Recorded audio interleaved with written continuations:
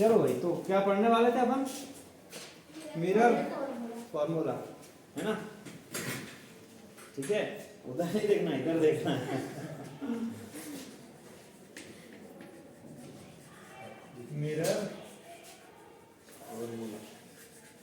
Formula क्या होता है? मिरर फॉर्मूला 10th में भी मैंने बताया कल, आप पिछली बार मतलब कि 10th में आपने पढ़ा है 1/f is equal to 1/u plus 1/v। तो एग्जाम में ऐसे ही आ जाता है कि prove that mirror formula 1/f equal to 1/u plus 1/v। ठीक है ना? ये मिरर फॉर्मूला, इसको प्रूव करना है। What is f? f is the focal length of mirror, u distance of object from the pole, है ना? पोल से ऑब्जेक्ट का डिस्टेंस, और v क्या होता है? पोल से इमेज का डिस्टेंस। तो कभी सिंपल इतना लिख देते, prove that 1/f equal to 1/u plus 1/v where the notations have their usual meaning. या इसी का एक और फॉर्म आ सकता है, f is equal to uv upon u plus v। तो घबराने का नहीं, ये और ये एक ही बातें हैं दोनों, ठीक है ना? तो कैसे प्रूव करेंगे? सबसे पहले तो हम एक क्या बना लेते हैं, मिरर ले लेते हैं, स्फेरिकल मिरर, कॉनकेव मिरर ले लिया। कॉनकेव और कॉन्वेक्स दोनों के लिए फॉर्मूला यही है, अलग अलग नहीं है, ठीक है ना? तो एक प्रूव कर लेते हैं अपन, कौन सा वाला? कॉनकेव मिरर के लिए। Suppose it is our mirror and what is this? ये क्या है? प्रिंसिपल एक्सिस है, and it is the pole of mirror. Let f is the focus and c is the centre of curvature. ठीक है, यहां पर हम ऑब्जेक्ट ले लेते हैं A B is our object. अब इसका हम क्या फॉर्म करते हैं? इमेज बनाते हैं। So a ray which is parallel to principal axis after reflection goes through focus, है ना? जो ray of light principal axis के पैरेलल चलती है, वो मिरर से रिफ्लेक्ट होकर कहां से जाती है? फोकस से। सेकंड जो रे बनाएंगे हम, वो बनाते हैं सेंटर ऑफ कर्वेचर से। तो ये a ray which is comes through center of curvature after reflection goes back on same path। जिस रास्ते से आई थी उसी रास्ते से वापस लौट जाएगी। और क्यों लौट जाएगी? तो भी ये भी मैंने बताया था आपको, नॉर्मल रहता है सर, है ना? So incident ray and reflected ray दोनों यही है। तो रिफ्लेक्टेड रेज ने दोनों को कहां इंटरसेक्ट किया? इस पॉइंट पे इंटरसेक्ट होगी दोनों रिफ्लेक्टेड रेज। तो यहां पर क्या बन जाएगा? Image a dash b dash, ठीक है? ए बी का image a dash b dash. तो बोल रहे थे ए रे डायरेक्ट एक रे ए से पी पॉइंट पे आएगी ना, और रिफ्लेक्ट होके वो इसी ए पॉइंट पे से जाएगी, ए डैश पॉइंट पे से जाएगी, पी पर जाएगी। हाँ, तो जो रे आप यहाँ से बनाओगे यहाँ से वो इसी पे फिर लौट जाएगी, ए से पोल पे आएगी वो, और ए डैश से होते हुए जाएगी। ए से कहाँ पे आएगी? पोल पे। पोल पे, हाँ, और फिर ए डैश से होते हुए जाएगी। ऐसा? अभी इससे मैं करके बता देता हूँ, है ना? इससे भी हो जाएगा, ठीक है? तो वो तुम्हारी गाइड वाइड बंद कर लो तुम, है ना? दो चीजों में, दो नावों में सवारी करोगे तो डूब जाओगे, ठीक है? तो पूरा ध्यान यहाँ पे लगाओ, है ना? तो ये हमने बना लिया रे डायग्राम। अब इसमें कुछ नहीं करना है हमको। यहाँ पर आप देखो, ट्राइंगल्स आपको दिख रहे हैं। एक ट्राइंगल आपको दिख रहा होगा A B C, and other one is A dash B dash और C. These two triangles are similar। ये दोनों ट्राइंगल सिमिलर हैं। अब सिमिलर क्यों हैं? तो आपने सिमिलर दो ट्राइंगल्स को सिमिलर होने की थ्योरम्स पढ़ी होंगी मैथ्स में, 9th में, है ना? 9th 10th में थ्योरम्स हैं एंगल सिमिलरिटी से। इन दोनों ट्राइंगल्स में ये खासियत है कि इनके दो करस्पॉन्डिंग एंगल्स, एक तो ये वाला वर्टिकली अपोजिट एंगल है, सेम होते हैं, और एक ये वाला एंगल 90 डिग्री है, इसमें ये वाला इसका corresponding angle 90 degree. So angle similarity से ये दोनों ट्राइंगल्स क्या हैं? सिमिलर हैं। And if two triangles are similar then the corresponding sides of similar triangles are in same ratio. ऐसी भी एक थ्योरम है कि जो दो ट्राइंगल सिमिलर होते हैं उनकी करस्पॉन्डिंग साइड्स का रेशो क्या होता है, सेम होता है। तो उस थ्योरम का यूज करके हम यहाँ पर सिमिलर साइड्स के रेशो को सेम लिखेंगे। ऐसा यहाँ पर दो ट्राइंगल दिख रहे हैं। अभी एक काम क्या कर सकते हैं हम, इस पॉइंट से सपोज ये पॉइंट डी है, इस पॉइंट से एक परपेंडिकुलर ड्रॉ करें, यहाँ पर एक पॉइंट लें, है ना, और फिर इस डिस्टेंस को निग्लिजिबल सपोज करें। ऐसा ना करके इसको थोड़ा सा और सिंपल कर देते हैं। इस कर्व लाइन को कर्व ना सपोज करके हम स्ट्रेट लाइन सपोज कर लेते हैं और इसको एक ट्राइंगल सपोज कर लेते हैं डीपी, है ना। अल्टीमेटली होना वही है, तो हम उतना लफड़े में नहीं पड़ते हैं। तो ये एक ट्राइंगल हो गया डीपीएफ, दिख रहा है सबको, and another one is A dash B dash F. ये दोनों ट्राइंगल्स भी क्या है, सिमिलर हैं। क्यों सिमिलर हैं, एंगल एंगल सिमिलरिटी से, ठीक है।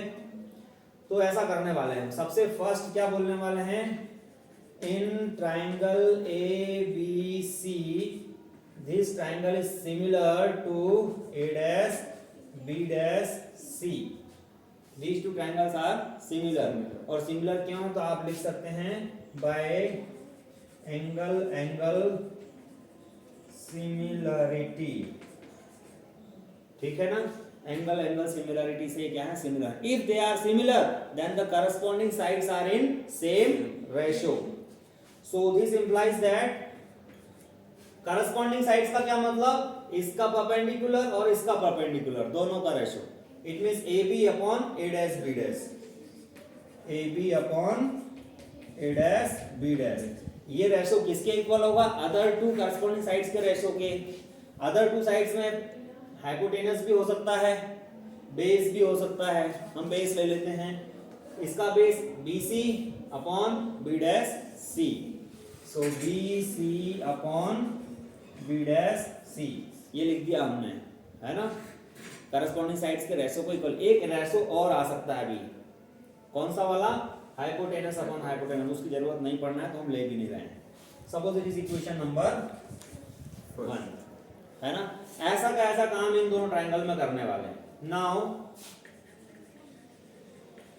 इन ट्राइंगल कौन कौन सा, DPF, DPF is similar to triangle, किसके सिमिलर है ये, A dash B dash F के, A dash B dash F. क्यों सिमिलर है पता है ना, बाय एंगल एंगल सिमिलरिटी। तो अगर ये दोनों ट्राइंगल सिमिलर है तो इनकी करस्पॉन्डिंग साइड्स क्या होंगी, सेम रेशो में होंगी। तो इनका भी वही करते थे जैसा यहाँ पे करा था, perpendicular upon perpendicular, DP upon A dash B dash, DP upon A dash B dash is equal to base upon base. Base क्या है इसका, FP upon B dash F, FP upon B dash F, ठीक है ना। वही का वही काम कर लिया, ठीक है, किसको समस्या तो नहीं। चलिए अभी हम यहाँ बोलेंगे because DP is equal to, ये जो DP है वो किसके इक्वल है, AB के इक्वल है। क्यों इक्वल है, क्योंकि ये यहाँ देखो, ये these are two parallel lines, और पैरेलल लाइंस के बीच का परपेंडिकुलर डिस्टेंस क्या होता है, ऑलवेज सेम होता है। तो ये जो डिस्टेंस है वही किसके इक्वल होगा, AB के इक्वल होगा। तो हम इस इक्वेशन में DP को AB से रिप्लेस कर सकते हैं। तो यहाँ पर DP को रिप्लेस कर दिया AB से, AB upon A dash B dash equal to FP upon B dash F. Suppose it is equation number 2, ठीक है। तो अब आप इक्वेशन 1 को देखो और 2 को देखो, कोई सिमिलरिटी दिख रही है, दोनों का लेफ्ट हैंड साइड सेम है, दोनों का लेफ्ट हैंड साइड सेम है। तो हम अगर इन दोनों इक्वेशंस को कंपेयर करें तो इनके राइट हैंड साइड को इक्वल करके लिख सकते हैं, ठीक है ना। So by comparing equation 1 and 2, by comparing equation 1 and 2, equation 1 और 2 को कंपेयर करें तो इसका right hand side BC upon B dash C is equal to, इसका right hand side FP upon B dash F, ठीक है। यहां तक किसी कोई समस्या, अभी क्या करने वाले हैं, ये जो यहाँ पर जो भी लिखा है B C, B dash C, F P, B dash F, इन सब की वैल्यूज लेने वाले हैं। कहाँ से? हमारे इस डायग्राम से। ठीक है ना। बी सी कहाँ है इसमें? ये रहा बी सी। अब ये बी से लेके सी तक का डिस्टेंस है ना। अब यहाँ पर जो डिस्टेंसेस है उनको अगर आप बोले तो ये पोल से लेके फोकस तक का डिस्टेंस क्या होता है? Focal length F. ठीक है। पोल से लेकर के तो इमेज तक का डिस्टेंस मतलब पी बी डैश है ना। पी बी डैश ये क्या हो गया? ये हो गया इमेज का डिस्टेंस, इट मींस वी। ठीक है। पोल से लेकर के तो सेंटर ऑफ कर्वेचर सी मतलब पी सी क्या हो गया? R, radius of curvature. और इसी को हम क्या लिख सकते हैं? 2f। R is equal to 2f। Radius of curvature क्या होता है? फोकल लेंथ का डबल होता है, पहले बात कर चुके हैं अपन। और P से लेकर के B तक का डिस्टेंस मतलब जहां पर ऑब्जेक्ट है वो U हो जाएगा।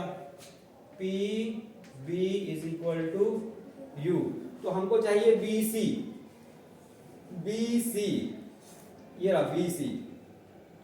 ये क्या हो जाएगा? इस डिस्टेंस में से मतलब R में से इस BC चाहिए तो पूरे BP में से अगर BC माइनस कर दें, है ना। क्या चाहिए? BC चाहिए। तो BC मतलब अगर इस पूरे डिस्टेंस में से इतना डिस्टेंस माइनस कर दें तो ये इतना डिस्टेंस बच जाएगा, है ना। और ये डिस्टेंस क्या था? R। ठीक है। मतलब क्या कर दें, इस पूरा डिस्टेंस और ये पूरा डिस्टेंस क्या है? U minus R। तो BC क्या हो गया? U minus R upon B dash C। अब ये B डैश C है, इतना सेगमेंट चाहिए B डैश C। अब इस पूरे में से मतलब R में से क्या माइनस करते हैं? ये क्या है? V। R माइनस V तो हो जाएगा B डैश C। तो ये हो गया R minus V is equal to FP। FP मतलब ये और FP मतलब फोकल लेंथ। तो FP it means F upon B dash F। B dash F मतलब ये वाला टुकड़ा इतना। ये कैसे आएगा B डैश F? ये इस V में से अगर F माइनस कर दें, V माइनस F, ये हो जाएगा V माइनस F। ठीक है ना। तो ये तो हमने सारे लिख दिए अभी जो वैल्यूज थी। अभी हमने साइन कन्वेंशन का ध्यान नहीं रखा है इसमें। किस चीज का ध्यान नहीं रखा? Sign convention. और साइन कन्वेंशन क्या बोलता है? All the measurements opposite to incident light taken as negative. Incident light के डायरेक्शन के अपोजिट जितने भी मेजरमेंट किए हैं वो सब नेगेटिव लेना है। तो यहां पर जितने भी मेजरमेंट हुए हैं वो सारे इंसिडेंट रे के अपोजिट हुए हैं, इंसिडेंट लाइट के अपोजिट हुए, सारे नेगेटिव होंगे। तो according to sign convention U minus हो जाएगा और ये R भी माइनस हो जाएगा, minus minus plus R minus और V भी माइनस हो जाएगा और एक माइनस पहले से माइनस माइनस प्लस F भी माइनस V माइनस और ये F माइनस होगा माइनस माइनस प्लस। ठीक है। तो ये हमने क्या किया है? According to sign convention values put कर दी इस इक्वेशन में। इन सारी चीजों के BC, FP, B dash F, B dash C इन सभी की values according to sign convention put हो गई। अब इसको सिंपली सॉल्व करना है। क्रॉस मल्टीप्लिकेशन कर दिया इन दोनों का और इन दोनों का कर दे तो माइनस F का इसमें मल्टीप्लाई कर देते, माइनस माइनस प्लस। अच्छा इस R को 2F लिख देते हैं। R का कहीं कॉलम ही नहीं, इसमें कहीं R है? R हमारे काम की चीज नहीं है। तो R को क्या करते हैं? एलिमिनेट कर देते हैं। R को किससे रिप्लेस कर देते हैं? 2F से। तो एक इक्वेशन और लिख देता हूं R को हटा के। तो ये हो जाएगा minus U plus 2F upon minus 2F plus V is equal to minus F upon minus V plus F। ठीक है। अब इसको सॉल्व कर लेते हैं। कुछ नहीं है, अब इन दोनों का इसका मल्टीप्लिकेशन इसमें करना है और इसका मल्टीप्लिकेशन इसमें करना है। तो इन दोनों का मल्टीप्लिकेशन यहाँ लिख रहा हूं मैं पहले, minus minus plus U V और इस माइनस यू का एफ में करेंगे तो minus U F, then 2f का माइनस v में करेंगे तो माइनस 2vf। तो uv को यही रहने दें और बाकी को लेफ्ट हैंड साइड में ले जाते हैं, तो ये माइनस vf पहले से है और ये माइनस uf उधर जाके क्या हो जाएगा प्लस uf और माइनस 2vf क्या हो जाएगा प्लस 2vf। ठीक है, अगली बात समझ में। अब इसको सॉल्व कर लेते हैं तो uv इज इक्वल टू ये माइनस vf और ये प्लस 2vf क्या हो जाएगा uf, ये प्लस माइनस सब्ट्रैक्ट हो जाएंगे, क्या आ जाएगा प्लस vf। ठीक है, now dividing by uvf both side. अब पूरे इक्वेशन को क्या कर दीजिए uv अपॉन uvf से डिवाइड कर दीजिए uf अपॉन uvf और प्लस vf अपॉन uvf। पूरी इक्वेशन को क्या कर दिया uvf से डिवाइड कर दिया, तो uv से uv कैंसिल हो गया, uf से u और f कैंसिल हो गया, vf से v और f कैंसिल हो गया। क्या क्या बचा है वो लिख दीजिए 1 upon f is equal to 1 upon v बचा यहाँ पर और plus 1 upon u। So this is the mirror formula 1 upon f equal to 1 upon u plus 1 upon v। और इसी को अगर आप थोड़ा सा और सॉल्व करें है ना, तो क्या कर सकते हैं f इक्वल टू लिख सकते हैं, इसको सॉल्व करेंगे अगर तो ये u plus v upon u हो जाएगा और 1 अपॉन f को f करेंगे उल्टा तो इधर भी उल्टा कर देंगे, तो क्या हो जाएगा f equal to uv upon u plus v। तो ये था हमारा मिरर फार्मूला और इस तरह से ये मिरर फार्मूला आप इजीली प्रूव कर सकते हैं। ठीक है ना।